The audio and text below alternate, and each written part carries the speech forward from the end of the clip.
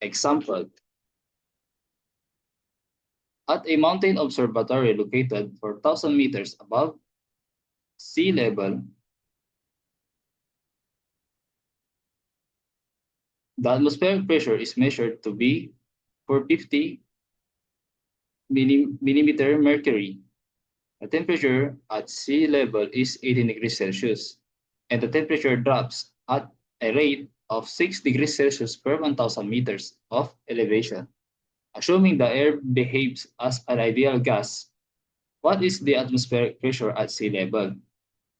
Since sinabi sa formula na nagbabago yung temperature niya, it means nagbabago yung temperature niya at hindi siya constant. It means ang problem na to is a non-isothermal barometric equation, barometric pressure. And then ang formula na gagamitin natin is P2 minus P1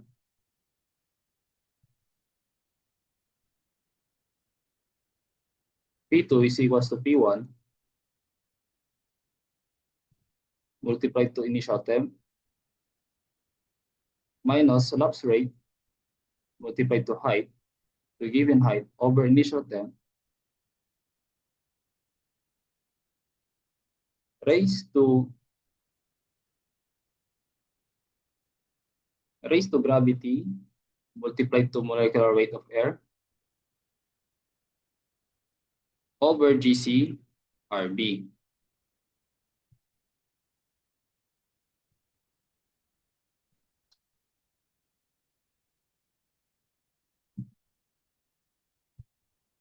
First, i-identify muna natin yung mga given. Una is yung initial temp natin, which is ang binigay dito is 18 degrees Celsius. Convert lang natin siya into Kelvin. So 18 degrees Celsius plus 273.15. Then this is equals to 291.15 Kelvin.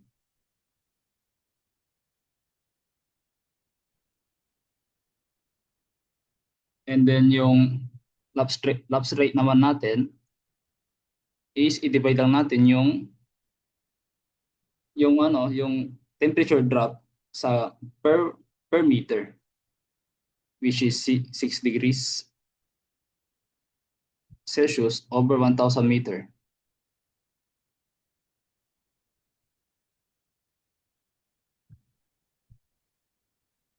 At saka ipa-plug in lang natin yung mga given natin sa formula. And yung pressure 1 natin is ko-convert muna natin. And before that, i-convert muna natin pala yung pressure 1 natin sa Pascal. Bale, 450 mmHg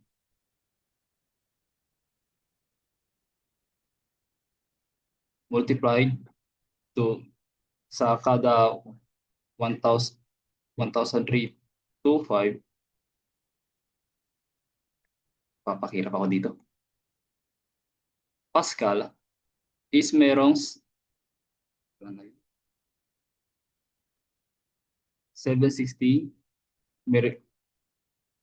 millimeter mercury.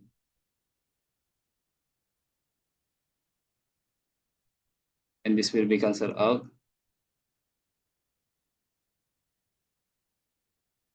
Which is equals sa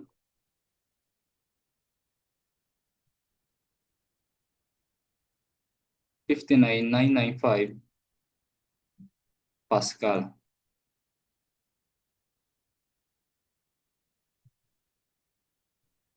And then ipa-plug in lang natin sa formula where P2 is equals to P1, which is yung 59,995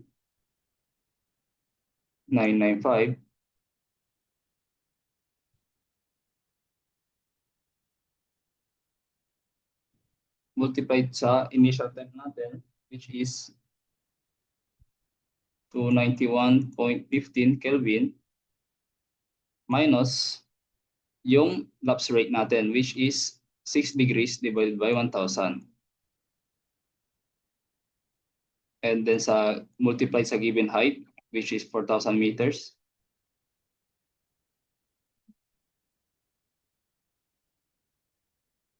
Over Tina.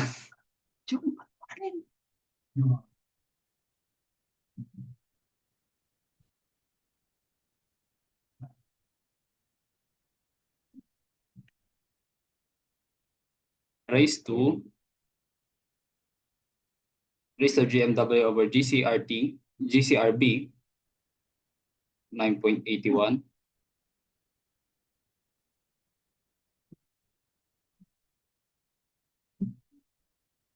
multiplied sa molecular weight ng air, which is 28.84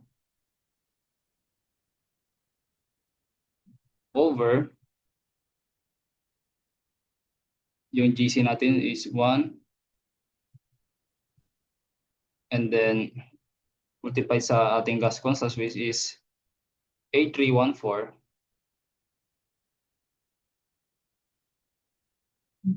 and then multiply ulit sa ating lapse rate, which is 6 over 1,000.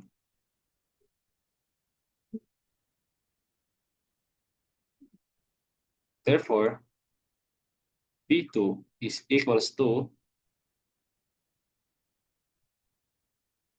then pressure 2 is equals to 584,479.22 Pascal.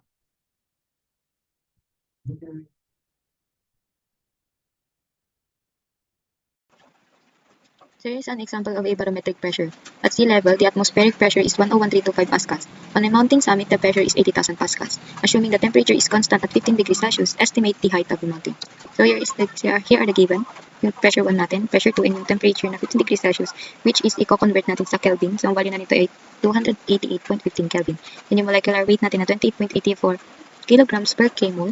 And a gas constant na 8,314 pascals cubic meter per kmol Kelvin. And yung gravity natin, which is 9.81 meter per second squared.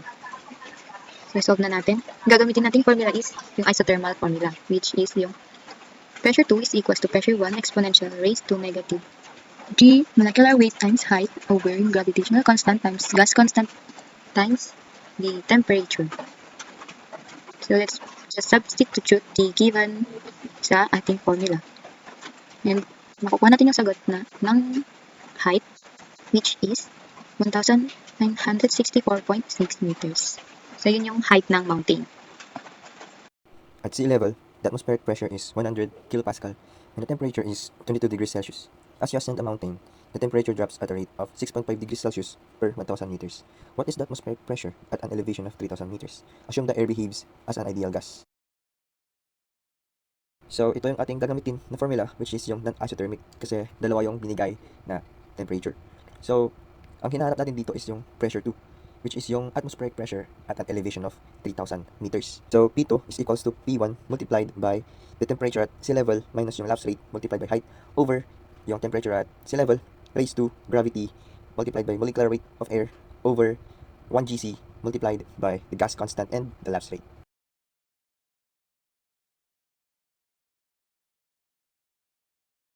So, meron tayong given na P1, which is yung atmospheric pressure at sea level na 100,000 pascals. And meron din tayong given na 22 degrees Celsius na temperature at sea level din na i-convert mo sa Kelvin, which is 295.15 Kelvin. And meron tayong given na lapse rate, which is yung 6.5 degrees Celsius over 1,000 meters. And meron tayong given height na 3,000 meters. So, ito na yung kinalabasan ng formula natin. So, isasalpat mo na lang lahat ng given doon sa formula. Na formula natin is yung P2 is equals to P1 multiplied by PO minus B multiplied by H over PO raised to G multiplied by molecular weight over GC multiplied by gas constant multiplied by lapse rate. So, yung value ng molecular weight ng air is yung 28.84 kg per kilomole. Tapos yung value naman ng gas constant natin, which is yung 8314 Pascal cubic meter over kilomole Kelvin. So yun yung gas constant, which is yung kanyang variable is yung R. So pag kinalculate mo na yun, ang magiging sagot natin is 69918.397 pascals. So need natin i-convert yung Pascal to millimeters of mercury. So yung kanyang conversion is sa 101,325 na Pascal, merong 760 na millimeters of mercury. So ang final answer na natin is 524.431 millimeters of mercury. Here is an example of an isothermal atmosphere. A drone is flying at an altitude of 3,000 meters above sea level. At sea level, the atmospheric pressure is 101,325 Pascal, and the temperature is constant at 0 degrees Celsius throughout the altitude. Assume an isothermal atmosphere. Calculate the air pressure at the drone's altitude. First, we list the known values. Sea level, or P1, is 101,325 Pascal. Molecular weight of air is 28.84 kg per kilomole. Height above sea level is 3,000 meters. Universal gas constant R is 8,314 Pascal cubic meter per kilomole times Kelvin. Temperature in Kelvin is 273.15 Kelvin. Gravitational constant is 1. And acceleration due to gravity is 9.81 meter per second squared. We will use the formula for isothermal atmosphere, which is pressure at height 2 equals pressure at height 1 times the exponential of negative gravity times small molecular weight of air times height divided by Gc times the gas constant times temperature. We substitute the known values into the formula. 101,325 multiplied by exponential of negative 9.81 times 28.84 times 3,000 over 1 times 8,314 times 273.15. Once we evaluate the exponent, we compute the value of exponential, then multiplied it by pressure 1. After calculating, we find that the pressure at 3,000 meters is around 69,731.865 Pascal. This is the pressure at the drone's altitude. This is around 69% of the pressure at sea level, showing that air gets significantly thinner with altitude. This is important for drone design, aviation, and even for predicting weather patterns.